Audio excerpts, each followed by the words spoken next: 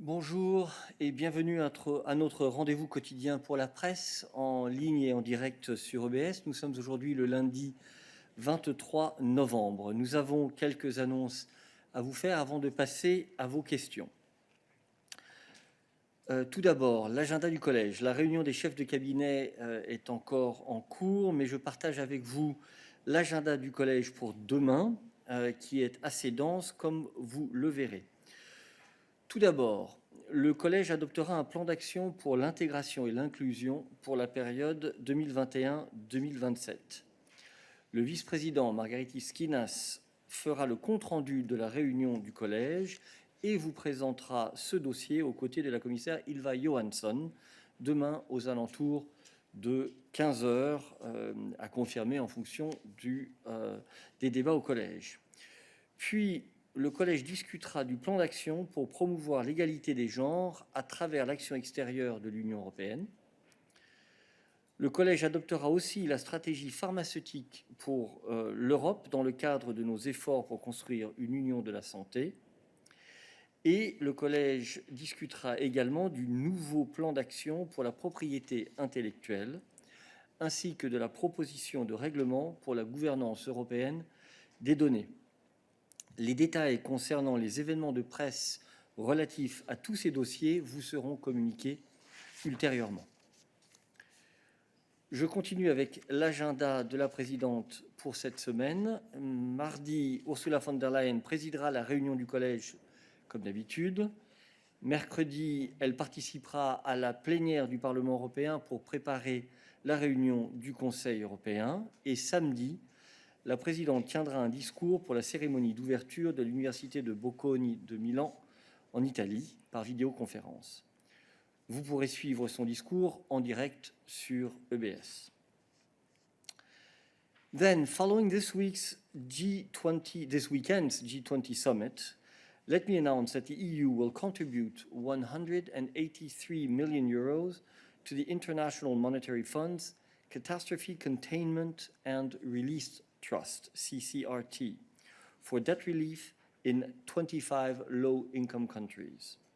This EU support will allow countries to free up resources to increase their social, health, and economic spending in response to the COVID-19 crisis, just after the G20 summit endorsed a common framework on debt treatments beyond debt service suspension initiative.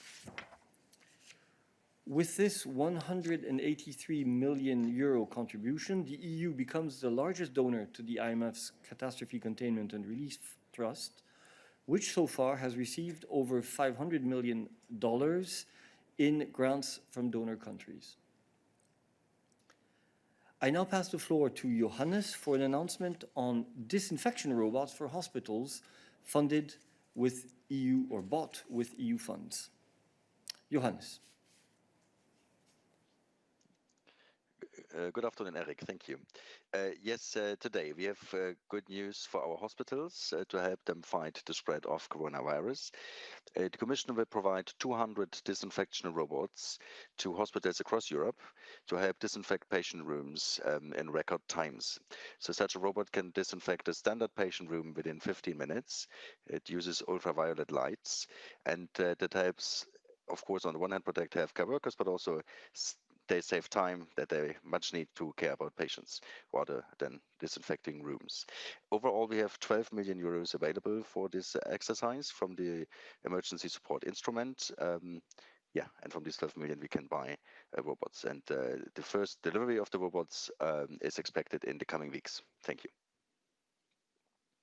Thank you, Johannes. We seem to have a problem with the English interpretation, which is not available on site. Could we please check? Let us suspend for a second while we check the problem.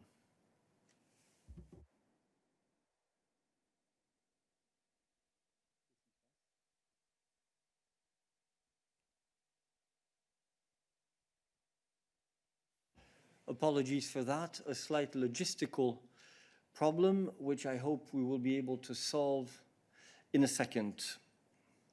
We do have French translation, right? So we can continue in English for the moment.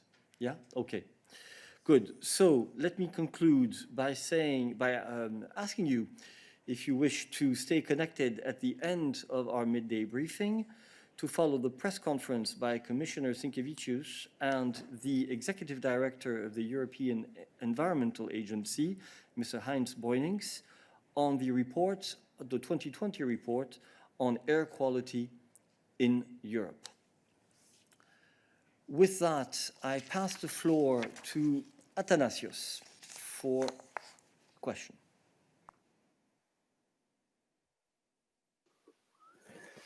Bonjour, thanks very much. It's a follow-up on the events of last Friday when Erdogan's representative Kalin visited Brussels, and apparently he met with EU officials. First of all, I would like to know if the visit was previously announced. I'm not aware of that. So was it, or was it decided on the last moment? If it was decided on the last moment, when was that? When was the decision taken to have this meeting? Secondly, do you estimate that now, after these negotiations, we are closer or further away from a settlement concerning the issues of the Eastern Mediterranean? And thirdly, why is it, according to you, that Greece and Turkey did not sit on the negotiating table as we speak yet, after all those months? What is the problem there? And they are not starting with the official negotiations. Thank you. Thank you very much, Athanasios, for your questions. I'm not quite sure how to interpret the first one on whether the meeting was announced or not. We do not announce meetings between officials. This is not part of how we proceed. Meetings between officials take part, as you know, on all sorts of subjects at all times, as appropriate, based on the agendas of the officials concerned. So this is really not something which is part and parcel of announcements that we make publicly here or anywhere else. On the second question, I leave the floor to Peter. Thank you. And indeed, there's not much to add to what was already explained by the High Representative last week after the issue of the situation in the Eastern Mediterranean was raised also during the discussion of the foreign ministers at their informal FAC, or in their informal video conference on foreign affairs.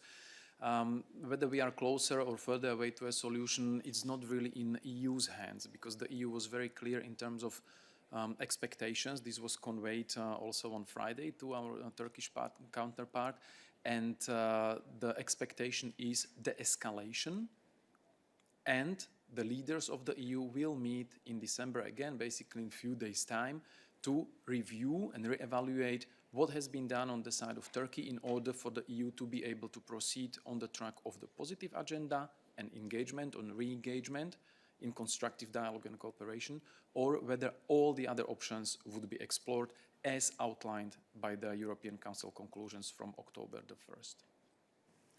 Thank you, Peter. Are there other questions for Peter? You have a follow-up, Athanasios. Yes, I have a follow-up, and there is also a third part in my initial question that you missed. Why is it that Greece and Turkey did not sit on the table yet? What is hindering them from sitting on the negotiating table? Who is not going on the table? And the follow-up to your answer is Erdogan made some statements during the weekend saying that he feels that Turkey is part of Europe and so on, but he will not accept double standards. How do you answer that? Thanks. Thank you. On the third question, I mean, why Turkey and Greece are not sitting at the table, that would be best probably to ask them. For the EU, what is important is that the EU has expressed by now on many occasions its full solidarity with Cyprus and Greece when it comes to the situation in the Eastern Mediterranean and Turkish actions. And the EU said and stated very clearly what we expect from Turkey. And from the EU institutions part, I mean, we do the necessary outreach also to the Turkish partners. We convey our expectations to them. We have the exchanges with them. The meeting on Friday is one of various and numerous examples of this outreach. So that's what I can say on behalf of the EU. But when it comes to bilateral issues and bilateral reasons, you would need to ask those actors involved. And on remarks of President Erdogan, he says every day something, and we really do not comment on an ongoing basis on everything. The expectations of the EU have been formulated very clearly. The Council conclusions are very clear, and the timetable is also very clear, and there's no need to add anything to it apart from reinforcing the message that these remaining days up to the European Council or the meeting of the leaders in December are a crucial time, as the High Representative has stressed, for Turkey to show its intentions in actions, whether it wants to de-escalate or whether it wants to proceed on the course which was taken by Turkey over the last few weeks and months. Thank you, Peter. Are there other questions for Peter on EU-Turkey relations? Please only keep your hand raised if this is the case. Thomas, you have a question on EU-Turkey relations. Please go ahead.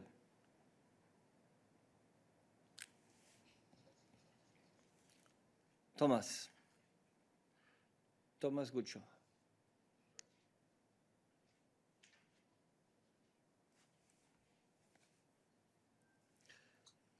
Can you hear me, Eric? Yes, I can. Yes, I can. Okay, perfect. Thank you. It's in the context of the Irini mission. Yesterday, there was an incident in the Eastern Mediterranean. A Turkish freighter, Rosaline A, had been hailed and boarded by a German team from the frigate Hamburg. But after 3.5 hours, the inspection came to an end because Turkey withdraw its consent. Have you been in touch with Turkish officials on this incident subsequent to what happened yesterday? That's my first question. The second question is, why had this particular ship, the Rosaline A, been chosen for inspection? And thirdly, had it been accompanied previously by Turkish warships? Thank you. Thank you, Thomas. On the last two questions, I would refer you to the Operation Irini for more comments on these more operational details. On your first question, or first part of your question, Operation Irini is a very important contribution by the EU to find solution, a peaceful solution to the Libyan crisis. Over the last few days or in the recent weeks, we have seen steps which are calls for relatively cautious optimism that we are heading or at least advancing slowly towards the possible political solution on the ground. And it's important that Irini delivers on its mandate. The mandate is to enforce the UN arms embargo. Operation Irini acts always when it comes to the inspections or hailings or communication with the suspected vessels, acts on a certain amount of information that it has at its disposal. The countries under flag of which the vessels are navigating have the right to refuse the inspection. The Operation Irini makes a request for the inspection. If the country which is responsible for the ship says they don't agree with the inspection cannot proceed. So in this case and in many cases of inspections or hailings or suspicions, the Operation Irini reports back to the UN. There were some contacts between us and the Turkish partners, of course, because the Turks informed that they are not giving the permission for the inspection, which they are entitled to. And what follows is, again, the process which is enshrined in the mandate of Operation Irini. Thank you, Peter. Are there other questions for Peter today? Anna, you have a question for Peter. Go ahead.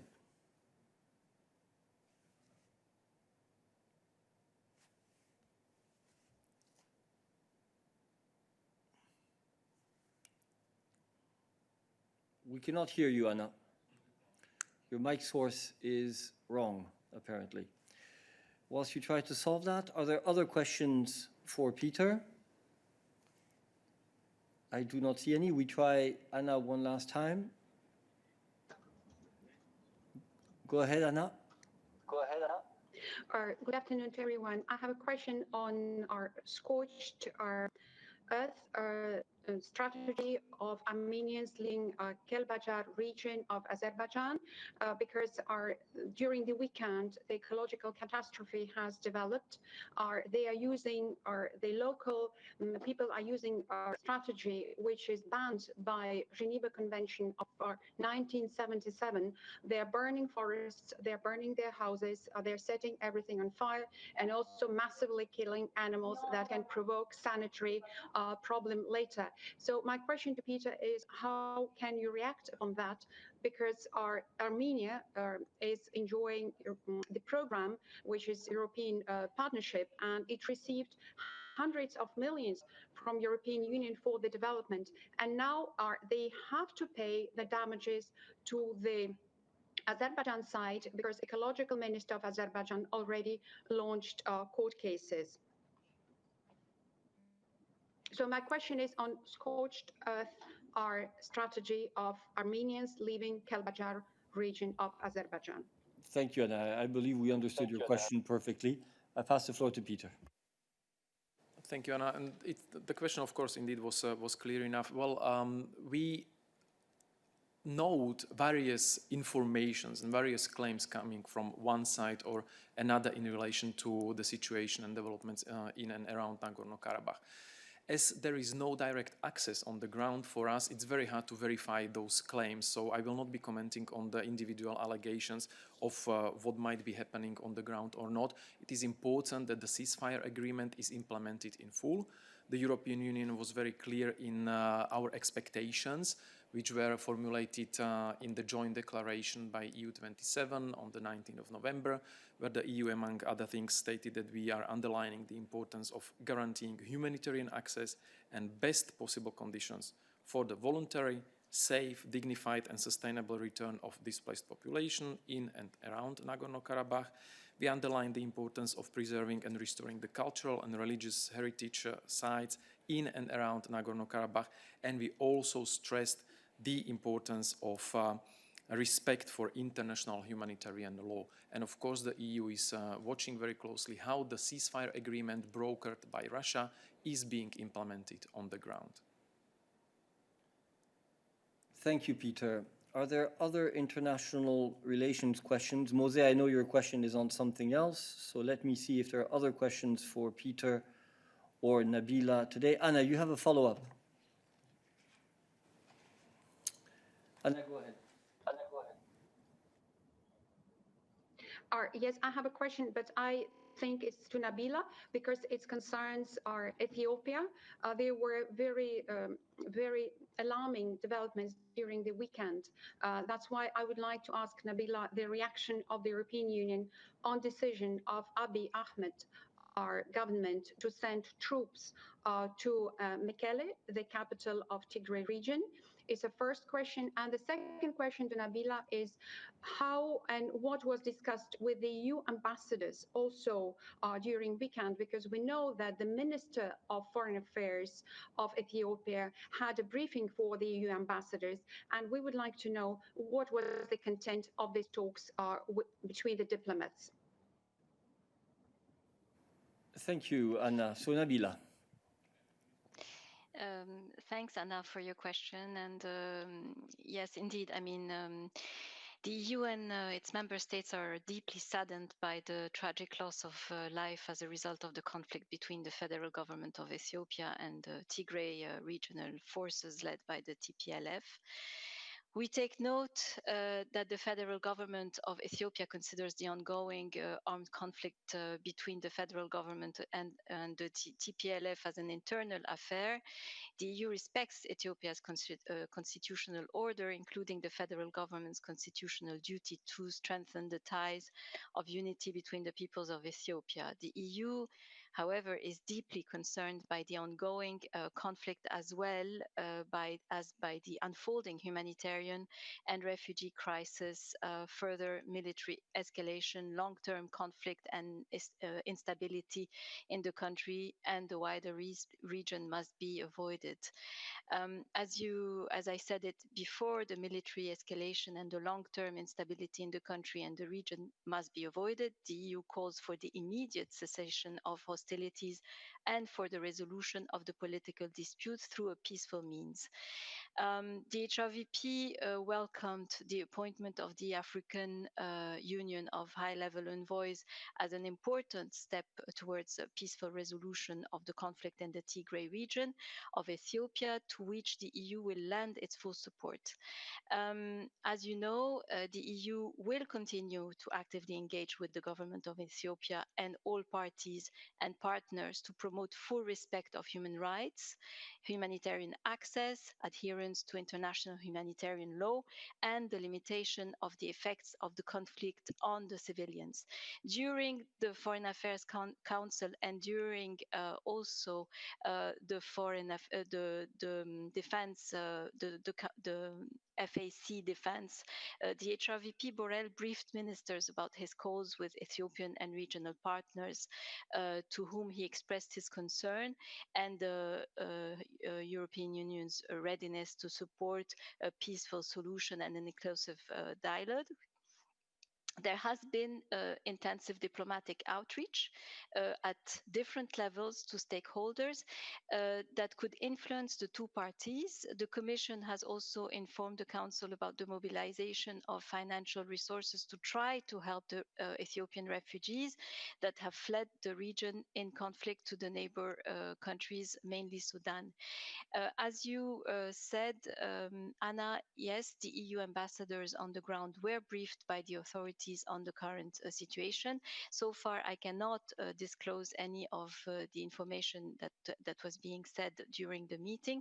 Having said that, the HRVP Borrell and the Ethiopian Deputy Prime Minister will have a talk tomorrow on the 24th of November, and we will keep you posted of what will happen after that. Thank you very much, Nabila. I see no further hand raised on international relations, so we will close that chapter now and go to Mose, who has a question about vaccination. Mose, you have the floor. Okay, thank you. Well, in fact, I have a small brief follow-up question also to Peter about Nagorno-Karabakh. If I may take that first, or I don't know what's more important. No, fine, go ahead. Yeah, okay, thank you very much, Eric.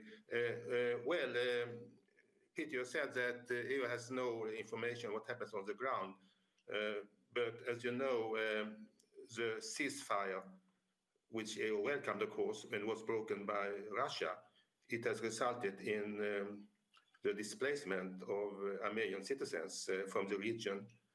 That seems to be a very big question.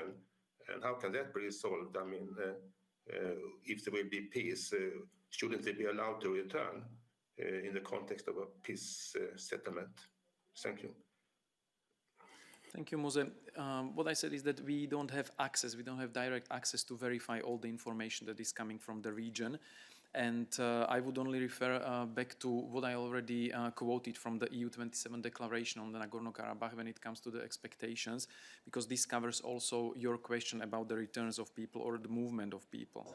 So just read the last paragraph, the second paragraph before the last of the declaration instead of me just rephrasing it here. Thank you, Mose. Now we move to your question on vaccination. Yes, thank you very much. As you know, I mean, this issue was also addressed by Commission President von der Leyen last Thursday, I think, of the virtual European Council. And, well, I read in the media that one of the member states, Spain, already is planning a large-scale vaccination already in January. And that is good if it's true. But according to von der Leyen, it's not likely that vaccines, let's say, purchased by the Commission on behalf of all member states will be ready by then, although we can expect perhaps conditional approval by EMA already in the second half of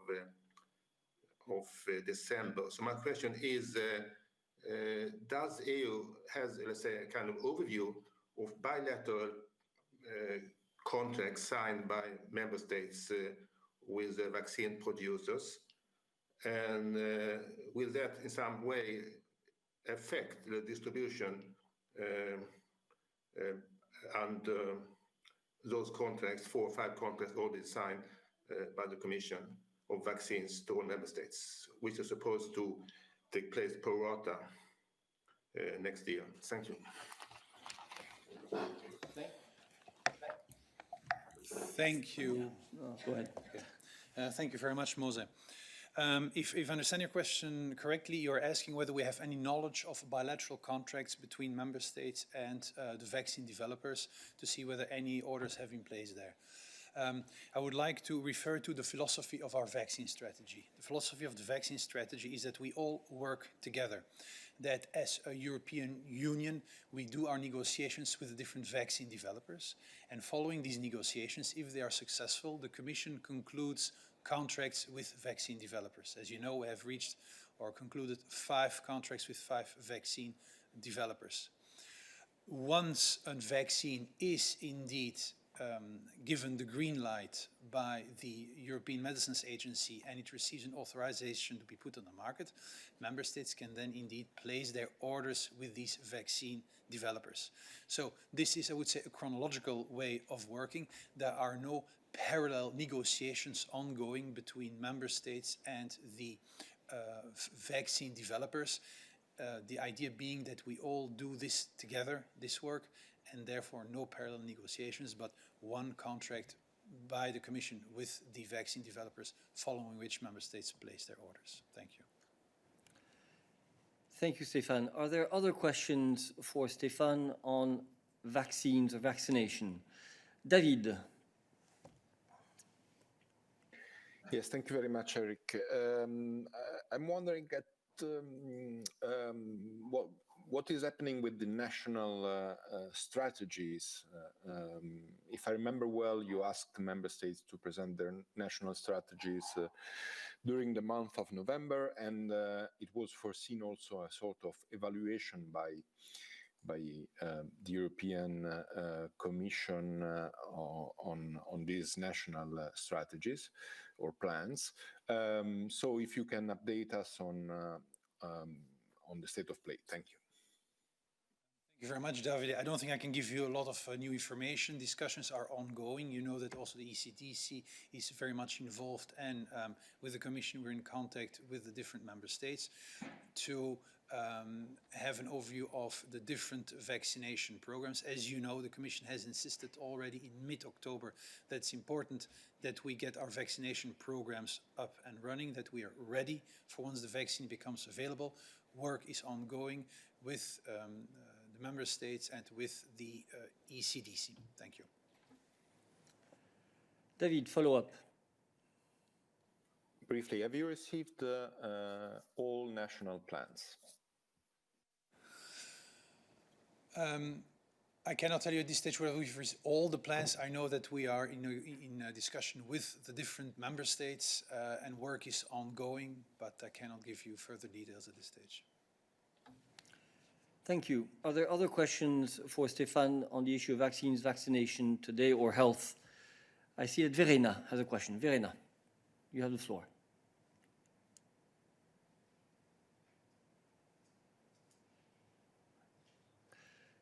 Your mic source needs to be sorted out, apparently.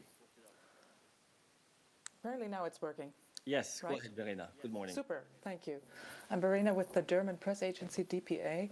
Stefan, maybe you could update us, or remind us rather, of the how fast this is going to be after the authorization or the recommendation by the EMA. How fast is the authorization going to happen after such a recommendation, and how fast are the producers going to deliver the doses that you have bought? Thanks. Thank you very much, Verena. I will not be able to give you very specific deadlines for all the different contracts. What I can tell you is what you already know. It's that EMA has announced that it may be in a position to give authorizations, or rather green lights, positive recommendations for a couple of vaccine candidates in the second half of December. The next step then is for the Commission to provide authorization, offer authorization of these products so that these products can be put on the market. This is obviously a procedure that the Commission will follow up very speedily. Following that, the production of the vaccines can go ahead. When exactly products will be put on the market and be ready for purchase and order, that will obviously also depend on the different contracts. But the whole idea of the whole procedure is that we try to do these things as quickly as possible, always bearing in mind, obviously, safety concerns. Thank you. Thank you. Are there other questions for Stefan on health-related issues today? I do not see any. Any other issues for us today? David. Oui, mais ça marche le français maintenant? Je peux poser parce que c'est une question sur la France, donc je voulais savoir si je peux poser ma question en français. Je pense que tu peux poser la question en français. D'accord, merci beaucoup. En tout beaucoup. cas, on pourra te répondre en français. Ensuite, il faudrait qu'il y ait l'interprétation vers l'anglais. Voilà. Vas-y. C'est une question à propos du projet de loi qui est en discussion à l'Assemblée nationale sur la sécurité globale, et en particulier l'article 24 qui a été adopté, qui limite, comme je pense que vous avez tous lu, la liberté d'information et d'action des médias, la liberté des médias en général. Je voulais savoir si vous êtes en contact avec les autorités françaises, si vous êtes préoccupé, si vous pensez qu'il y a un problème avec cette loi, ou si vous n'avez rien à dire. Merci. Merci beaucoup. Je passe la parole à Christian sur cette question. Oui, bonjour, merci Eric, merci David. Oui, nous sommes conscients de l'évolution du projet de loi sur la sécurité globale en France, et nous suivons la situation de près. Garantir la sécurité de tous ceux qui vivent en Europe est une priorité essentielle pour la Commission, et nous travaillons main dans la main avec les États membres qui assument des responsabilités essentielles dans ce domaine. Lors de l'élaboration de leur législation en matière de sécurité, les États membres doivent respecter le principe de proportionnalité et trouver le juste équilibre entre la garantie de la sécurité publique et la protection des droits et des libertés des citoyens, y compris, bien sûr, la liberté d'expression, la liberté des médias, la liberté d'association et le droit au respect de la vie privée et l'accès à l'information. Alors, c'est l'objet d'un débat démocratique permanent en France avec la participation active de nombreux acteurs nationaux et internationaux. Et comme tu sais, la Commission s'abstient de commenter des projets de loi, mais il va sans dire qu'en période de crise, il est plus important que jamais, et nous avons dit ça souvent dans différents contextes, que les journalistes puissent faire leur travail librement et en toute sécurité. Comme toujours, la Commission se réserve le droit d'examiner la législation finale afin de vérifier sa conformité avec le droit de l'Union européenne. Merci. Merci beaucoup, Christian, pour cette réponse en français. Y a-t-il d'autres questions pour Christian sur la thématique de l'état de droit en général? Je n'en vois pas, et donc j'ouvre les débats à d'autres sujets et je passe la parole à Terry. Terry, you have the floor. Hi, yes, thank you. Hi, my question's for Adalbert, and it is on 3 countries, I think it's 3 total, notifying that they are extending their border restrictions. I'm primarily asking about Finland, which was due to give a new answer by yesterday, and in fact notified last week that it was extending its border controls. And this is past the original 6-month allowance and exemption. So I'm wondering, I understand that the Commission does not take the right to tell them they can't do it, but I'm wondering how this goes in terms of the Commission's request to keep borders as open as possible, and if there's any scrutiny whatsoever after the original 6-month period that is allowed. Thank you, Adalbert. Merci, and thank you, Terry. I can perhaps make a general comment about the extensions of coronavirus-related internal border checks under the Schengen Borders Code. We are indeed in the process of analyzing the notifications that we received of prolongations of controls notified on the grounds related to the coronavirus pandemic, also taking into account the complexity of the current situation related to the pandemic. We explained in our communication of 28th of October this year on additional coronavirus response measures that the improved coordination measures linked to people improved coordinations of measures linked to people moving around the EU further reduces any need for border controls, and hence, from our perspective, any remaining coronavirus-related internal border controls measures should be also lifted, but we will continue working with Member States and supporting them towards this objective. Okay, just to follow up, do you communicate with the government of Finland then? I mean, have you asked them for their reasons? What are your criteria? Obviously, they have the best coronavirus lowest in the European Union, so they, I'm sure, don't want to open their borders, but that's obviously the Schengen goal.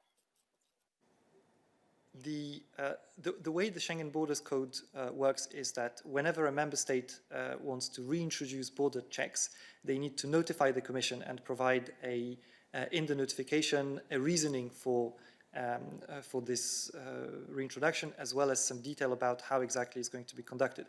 So we have quite a lot of information at our disposal in order to be able to assess the notification as we need to do. And as I said, we are in a permanent dialogue with the Member States. I can perhaps also refer to the fact that on the 30th of November we will organize a Schengen Forum, which is something that we announced for the first time in the new Pact on Migration and Asylum, and the President referred to this as well in her recent statements. So this will also be an opportunity to discuss with the Member States the issue of internal border checks in more depth. Thank you. Are there other questions for Adalbert today on the issue of Schengen or other issues? Raf, I see you have asked for the floor. Yes, hi, good afternoon. I just wanted to know if you could give us an update on Brexit. How does the week look? How long will we stay with video conferencing? Is there any plans to go physically to London? And we've seen Mr. Barnier's Twitter this morning. Could it be more elaborate about the fundamental differences that remain since there has been progress on state aid, as Mrs. von der Leyen said on Friday? Thank you. Thank you, Raf. I don't want to be unpleasant, but I was asking for if there were any other questions for Adalbert, who is not in charge of EU-UK negotiations, as you know. So before we move on to those issues, let me check if anybody else has questions for Adalbert today. That does not seem to be the case. Raf, you have, I believe, taken the words from James's mouth, but we will come back to you, James, afterwards. So I call Dan to the podium.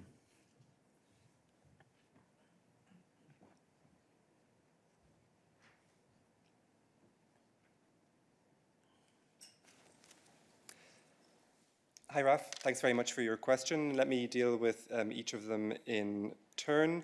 The negotiations between the EU and the UK continued over the weekend online, of course. Michel Barnier and David Frost have meetings at their level every day.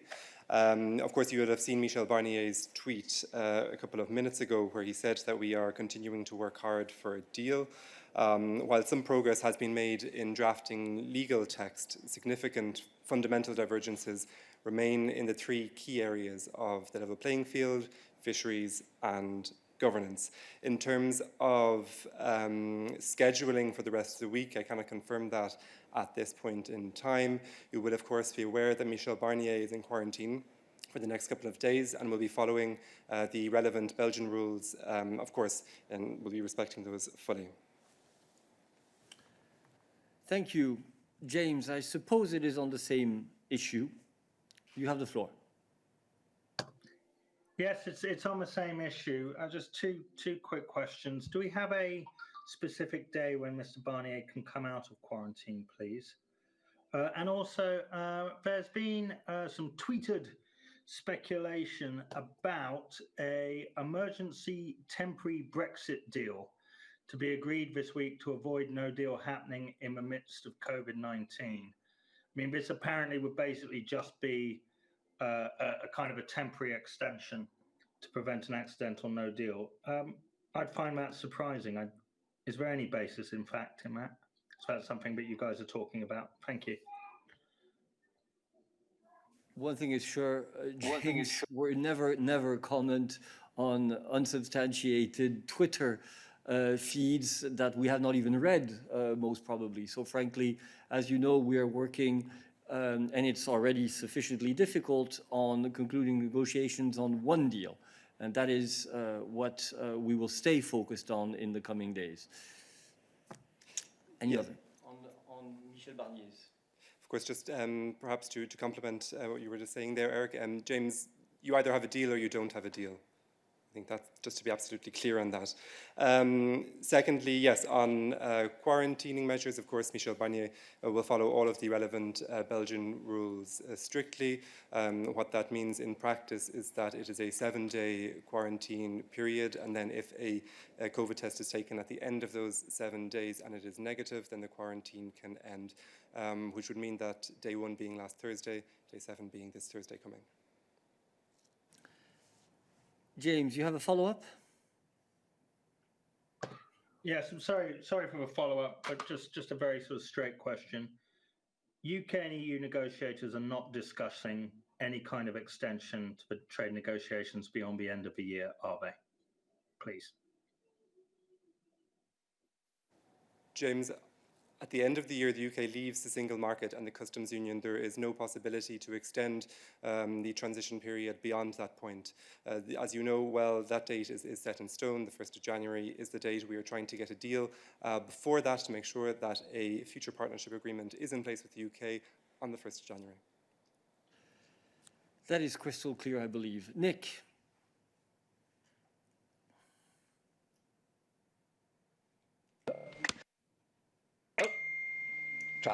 Hi, thanks, Eric. Just a quick one. Are there any plans for President von der Leyen to speak to Prime Minister Johnson this week? There's been some suggestion that they're going to try and get their heads together. Thank you. I have absolutely no information on a planned call between Mrs. von der Leyen and the UK Prime Minister. David. Yes, thank you very much, Rick. Several member states have asked the European Commission to present contingency and adopt contingency measures in case of no deal. I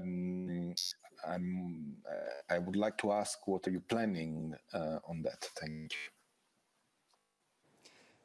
Hi, David. Thanks for that question. I think we've had the opportunity to set out our position on this beforehand, but I'm happy to repeat that again.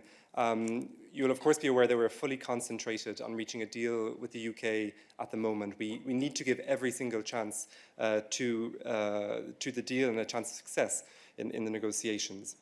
I think one point that's worth making is that we're simply not in the same situation today as we were in 2019, or before that period for that matter. People and businesses across the European Union have had the opportunity now to prepare for the end of the UK being in the single market and the customs union. We have worked hard to prepare stakeholders across the EU for this. You will of course be aware that we have published a number of different readiness notices, I think around 90 if I'm not mistaken, in all official EU languages. They set out clearly what needs to be done at the end of the transition period. Another point worth mentioning and keeping in mind as well is that we have the withdrawal agreement, of course, which remains there. It remains in place, irrespective of the outcome of the negotiations. And you know that the withdrawal agreement protects peace and stability on the island of Ireland. It protects citizens' rights. It sets out the financial obligations of the EU and the UK. So that is in place. Now, if contingency measures are needed, they would be limited and tailored to the very specific circumstances that already exist, and of course would be adopted in due time to ensure that we are fully prepared for the 1st of January. So all in all, we have a very different situation that we are in today. We are prepared for the end of the transition, but I wouldn't have any more information to provide you with at this point in time. Thank you. Are there other questions for Dan today on EU-UK negotiations? That does not seem to be the case. Any other issues for us today? That does not seem to be the case either, so stay tuned. We will soon move to the press conference on air quality in Europe. Thank you very much and see you tomorrow.